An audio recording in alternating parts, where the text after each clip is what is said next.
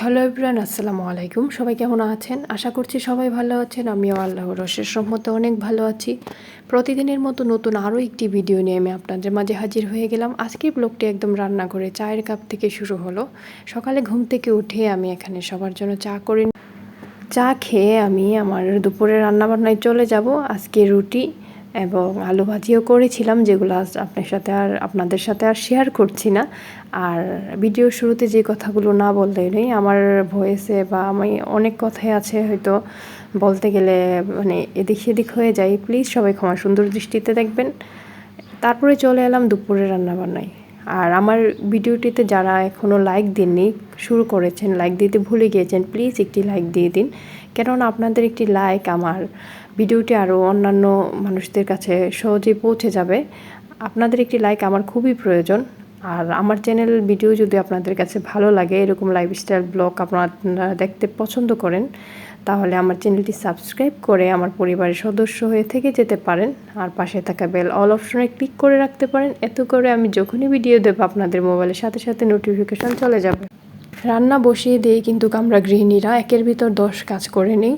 এই যে এই দিকটা কিন্তু অনেকটা ময়লা হয়েছিল, আমি পরিষ্কার করে নিচ্ছি। একদিক থেকে রান্না করছি, অপর দিক থেকে এই কাজগুলো টুকিটাকি আমি করে নিচ্ছি। তাছাড়া আমি কিন্তু অনেক কাজই করব। সব কিছু তো আপনাদের সাথে অলওয়েজ তুলে ধরা সম্ভব নয়। আমি যতটুকু ক্যামেরা বন্দি করতে পারবো ততটুকুই কিন্তু আপনাদের সাথে তুলে ধরার চেষ্টা করব। আর আমি যেহেতু ভিডিও করছি বেশি দিন হয়নি, আর আমি দিনের বেলা ভয়েস ওভার দিই, এই জন্য আমার ভিডিওতে বিভিন্ন আশেপাশের থেকে সাউন্ড আসতে পারে। সবাই ক্ষমা সুন্দর দৃষ্টিতে দেখবেন। আর যারা আমার ভিডিও প্রতিদিন দেখছেন, সুন্দর সুন্দর গঠনমূলক কমেন্ট করছেন, আমাকে উৎসাহিত করছেন, তাদেরকে আমি আমার মনের অন্তঃস্থল থেকে অসংখ্য ভালোবাসা এবং দোয়া রইল। আর যারা আমার ভিডিও দেখেন বা লাইক দিতে ভুলে যান বা লাইক দেন না, তাদের উদ্দেশ্যে কিছু কথা বলি। আপনারা একটা লাইক দিলে আপনাদের তো তেমন কোনো ক্ষতি হয়ে যাবে না। প্লিজ একটি লাইক দিয়ে দিবেন। কেননা আমরা এই প্ল্যাটফর্মে আসি কোনো না কোনো উদ্দেশ্য নিয়েই কিন্তু আমাদের আসা।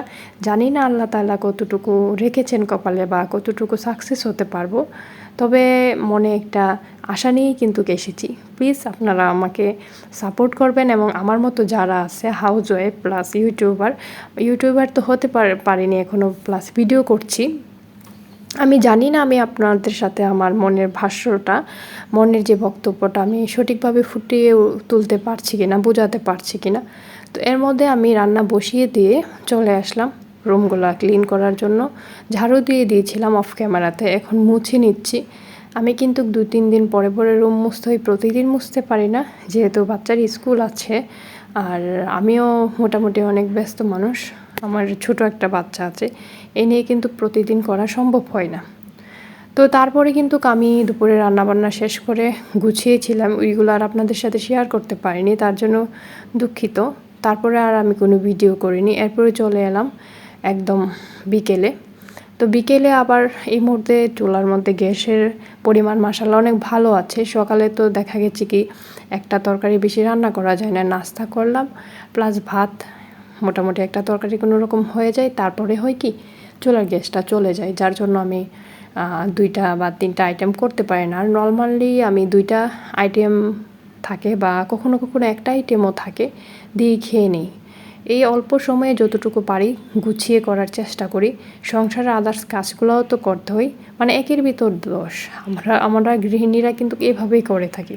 আপনারা হয়তো ক্যামেরাতে দেখেন 2-1টা কাজ, এরকম আরও হাজার হাজার কাজ, শত শত কাজ, হাজার হাজার না হোক শত শতক না হোক, তবে একের অধিক কাজ কিন্তু আমরা করি, যেগুলো হয়তো আমরা ক্যামেরাবন্দি করি না বা কারোর সাথে প্রেজেন্ট করি না বা শেয়ার করি না। কথা বলতে বলতে আমি কিন্তু আমার এই যে কাসকি মাছ দিয়ে, আলু দিয়ে, টমেটো দিয়ে, কাঁচামরিচ, ধনিয়া পাতা দিয়ে মাখিয়ে রান্না করব। এই রান্নাটা খেতে কিন্তু অনেক ভালো লাগে। তবে আমি এই রান্নাটা খুব কম করেই খেয়েছি, 2-1বার খাওয়া হয়েছে। তো আজকে ভাবলাম যে এইভাবে রান্না করি আজকে। তো এই যে আমি সব কিছু গুছিয়ে চলে আসলাম। আর কাচকি মাছগুলো ফ্রিজে ডিপে ছিল, খুব একটা মানে বরফটা ছাড়াইনি। তারপর আমি দিয়ে দিয়েছি চুলার উপর, ধুয়ে একদম ফ্রেশ করে রেখে দিয়েছিলাম, যতটুকু আবার ধোয়া যায় উপর দিয়ে ধুয়ে। তারপরে এখন আমি তেল মশলা দিয়ে সব কিছু দিয়ে মেখে এখন চুলাতে বসিয়ে দিচ্ছি মিডিয়াম আঁচে। তো দেন আমার হাজব্যান্ড বাইরে থেকে এসেছিল, অফিস থেকে আসার পরে যে ওদের জন্য এগুলো নিয়ে এসেছিল, আরও অনেক কিছু নিয়ে এসেছিল যেগুলো ক্যামেরা বন্দি করে নিই। অলরেডি ওগুলো খাওয়া শেষ। সব কিছু তো সবসময় ক্যামেরা বন্দি করা যায় না বা করিও না।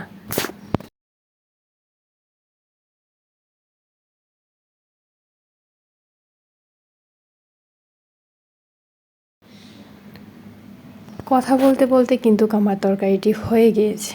তো আজকের ব্লগের শুরুতে ছিল চা, শেষেও কিন্তু চা দিয়ে আমি আপনাদের মাঝে বিদায় নিয়ে নেব। আর আমি আমার ভিডিওতে অনেক কথাই বলি আপনাদের সাথে। অনেক কথা বলতে গেলে তো আমরা কেউই কিন্তু মানে হিসেব করে কথা বলি না। আমাদের মনের অজানা জানা অনেক কথাই কিন্তু আপুদের সাথে আমি তুলে ধরি। আমি জানি অনেক আপুরা আছেন, ভাইয়ারা আছেন, অনেকেই হয়তো দেখেন। তো আমি তো সঠিকভাবে জানি না আমার কে কে আছেন, বা সবাই তো কমেন্ট করেন না, তাই না? তাহলে তো বোঝা যায় না। আপনারা কিন্তু কমেন্ট করে জানাতে পারেন আপনার মূল্যবান মন্তব্য, ভিডিওটি কেমন লেগেছিল, কে কোথা থেকে দেখছেন। আমি এতে কিন্তু বুঝতে পারবো যে আমার ভিডিওটি কোথা থেকে বসে বসে দেখা হচ্ছে, বা আমার ভিডিওটি কতটুকু ছড়াচ্ছে।